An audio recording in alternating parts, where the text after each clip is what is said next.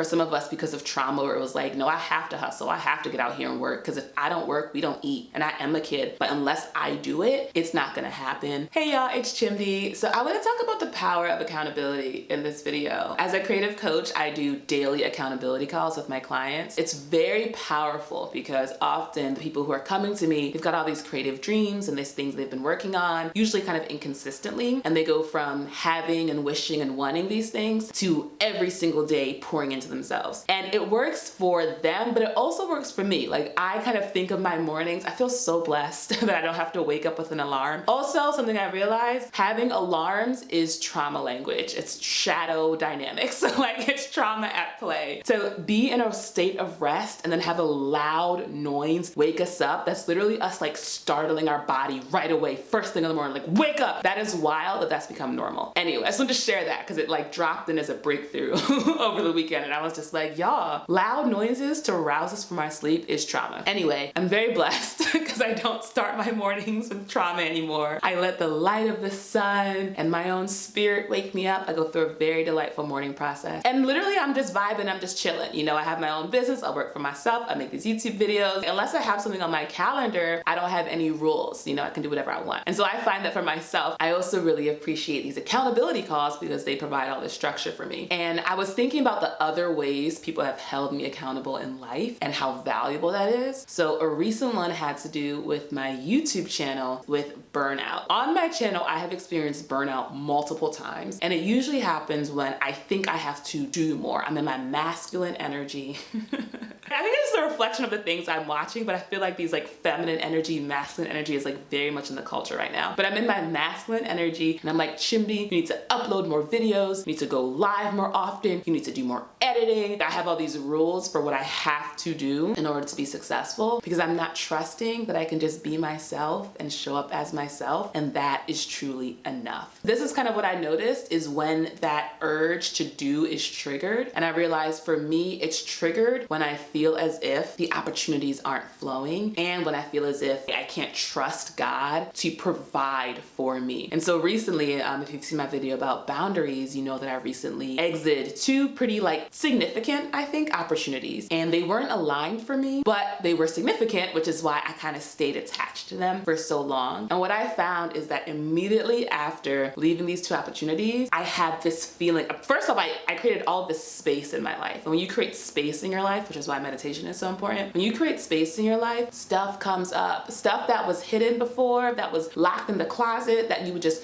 shh. I was talking to a coaching client and she was talking about some of the stuff that she'd been putting off, and it'd be saying like, hey, her body was like, I'd like to do this, like that. She was like, shh, shh. And I'm like, wow, shushing your own body. But it's a thing. We have these parts of ourselves and we're just like, shh.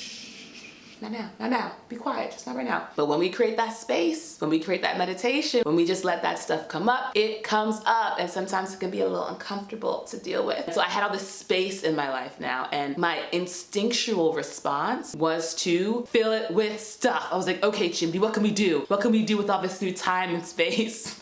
Because it was unfamiliar and it was uncomfortable because it was unfamiliar. And honestly, even this morning I woke up and I was like, so there's nothing on your schedule but like have coaching calls and make YouTube videos? And I was like, yeah. I mean, I could run some errands, like I could like make up stuff to do, but I don't actually like have anything to do. And this has been something I've wanted for so long, having this life of ease, having this life of things flowing, but still being taken care of, still having abundance, still getting emails talking about the check has been deposited in the account. And I'm just like, thank you. Like, and yet it's so different from how I used to operate for so long that it feels foreign, it feels uncomfortable, and my instinctual response is to do more. And so the idea that I had, which I was genuinely excited about, you know, because I really enjoy going live with you all. Currently I go live every other Saturday and it's so fun, and you know, we create this great dynamic. The way I do my lives, it's 30 minutes and then I then go on Patreon and we do like a Zoom call, so we have like this really dope conversation. Those have been like very edifying and rich and beautiful. And after the last one I was like, oh, Chimdi, this is a big deal, kind of. Like, this isn't just like some casual thing you're doing to create this space for like all these different people to come together and share and connect, but like this is powerful. Because sometimes you don't realize, it's like, oh no, it's just a Zoom call. It's like, no girl, it's not just a Zoom call,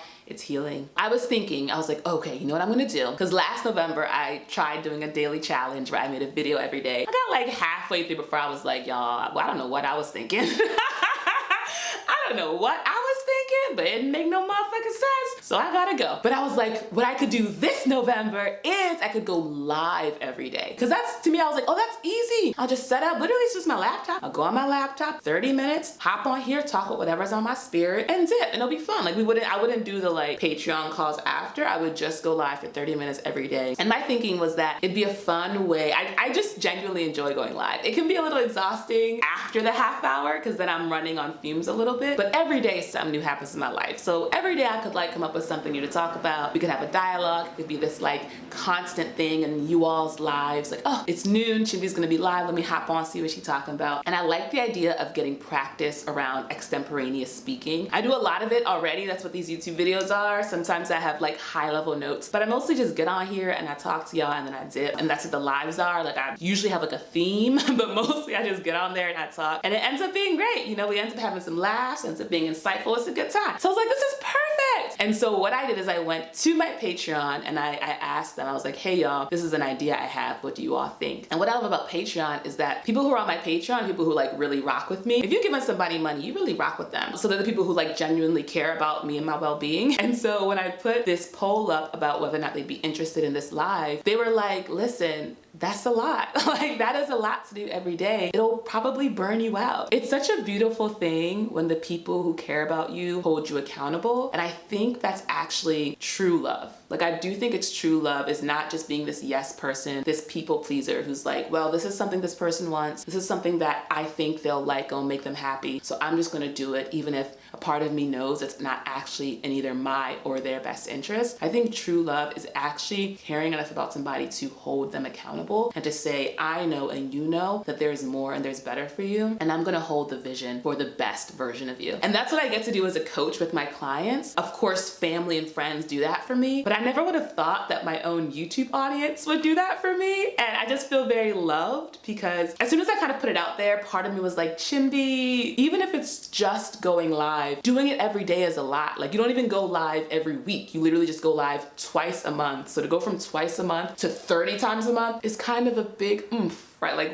what's going on here? And I was kind of telling that part of me to like, shh, don't worry about it. It's fine. But then when I had my actual patrons say like, yeah, girl, that's a lot. I was like, you're right. It is a lot. And I just wanted to name that, you know, we talk a lot about rest, nap culture and self-care and honoring yourself and ending hustle culture and how toxic it is and all these things, as if these systems and these ways of being and these beliefs that have been ingrained in us, for some of us from our entire life, for some of us because of trauma where it was like, no, I have to hustle, I have to get out here and work because if I don't work, we don't eat. And I am a kid, but unless I do it, it's not gonna happen. There's a lot of programming that's happened in our lives that teaches us how to behave and how to behave when we're in times of challenge, when we're in times of spaciousness and openness and there's all this free time. It's such a strong conditioning around work and work very, very, very, very hard. So it's gonna take more than like some Instagram posts and some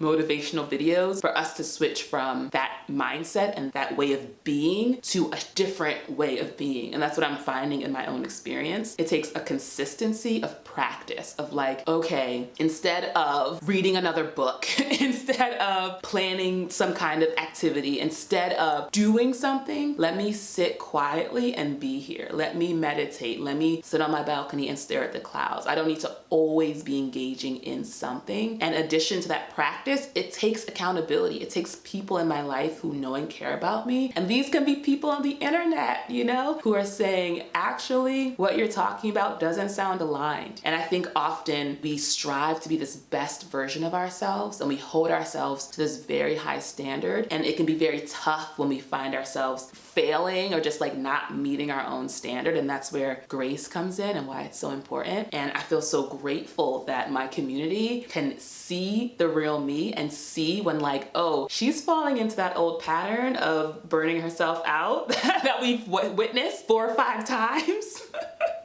in the last 4 or 5 years. Let me just real gently say, we love you, girl, but no. And I just very much appreciate that. Often we act like it's just a matter of motivation, like you just have to want it badly enough when it comes to any of our hopes and dreams. But I think ultimately it comes down to practice, like actually giving yourself the space and the time to give a little bit every single day. And it comes down to accountability, like knowing that when you don't show up, there's gonna be somebody who was waiting on you and he was like, hey, what's going on? Or when you show up in a way that isn't aligned, they don't just say, well, that's their journey, but they say, hey, I'm just mirroring what I am noticing. And it is important to be in containers where that's the expectation. It wasn't that I was minding my business and YouTube subscribers came to me and they were like, hey girl, by the way, da da da. I made an invitation to my community and I said, hey, this is something I'm thinking about. What do you all think? And they were able to mirror it back to me. And that's why with the coaching consults, it's so important. It's not like, oh, I'm just gonna jump in and start giving you advice and mirroring things to you and like pouring into you and encouraging you. It's like, if you're not ready for that, then it's just pouring water into a container with holes. Like it's gonna just seep right out because you need to have the container where it's like, okay, in this space, this is how we support each other. So that's just kind of what I've been learning regarding accountability and hustle culture and rest and all these things. I want to share it with you in case it resonates. Thank you, Patreon people. I've mentioned you so many times, but thank you, Patreon people, for being that for me and for giving me money and supporting me. Like, I love y'all. Y'all are the best. If you like this video, give it a thumbs up, subscribe to see more, and I will see y'all in the next one. Goodbye.